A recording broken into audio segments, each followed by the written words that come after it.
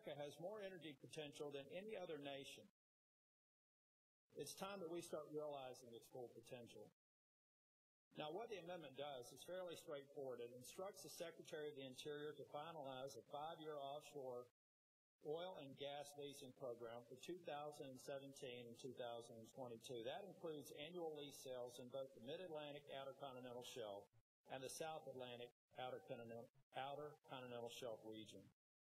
It grants the states in both of these regions a 37.5% share of all revenues collected from the Outer Continental Shelf leasing activities. Each state in the region gets a minimum of 10% share of that allocation. It directs 12.5% of the revenues collected for the Atlantic Outer Continental Shelf activities to the Land and Water Conservation Fund. The 37.5% of the states and the 12.5% for other regions mirrors the revenue splits given to the Gulf Coast states, Texas, Louisiana, Mississippi, and Alabama, under current law. North Carolina has received approximately $209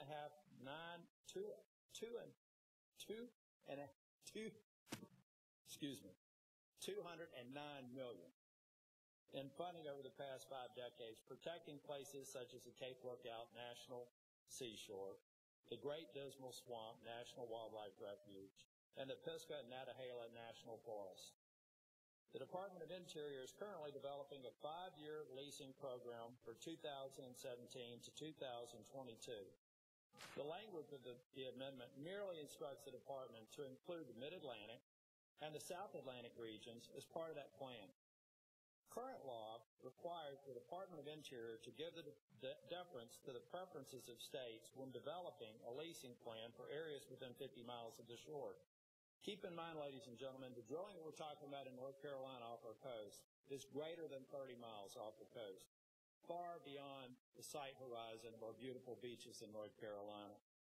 Now, I want to close by saying, why are we moving this amendment now? Well, first, it's the fulfillment of the promise I made to the citizens of North Carolina. It also does enormous progress for creating jobs and helping our economy get back on track in the state and the region. It's estimated that more than 55,000 jobs can be created by 2035. More than $4 billion annually in economic contributions to the state of North Carolina. Almost $4 billion in government revenues for the state of North Carolina. $4 billion. As someone who served as Speaker of the House of North Carolina, I cannot tell you what an enormous impact that will have in terms of reducing the burden on taxpayers and businesses in North Carolina, creating more opportunities for economic expansion and job growth, and up to $577 million annually in revenue share payments, according to a report published by the Southeast Energy Alliance in 2009.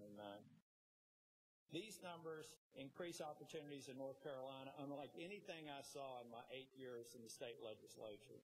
It's an opportunity for North Carolina to do its part to make the nation energy independent and to help me fulfill my promise to the citizens of North Carolina, which is to create jobs and provide great opportunities for this generation and future generations. Thank you, Madam President.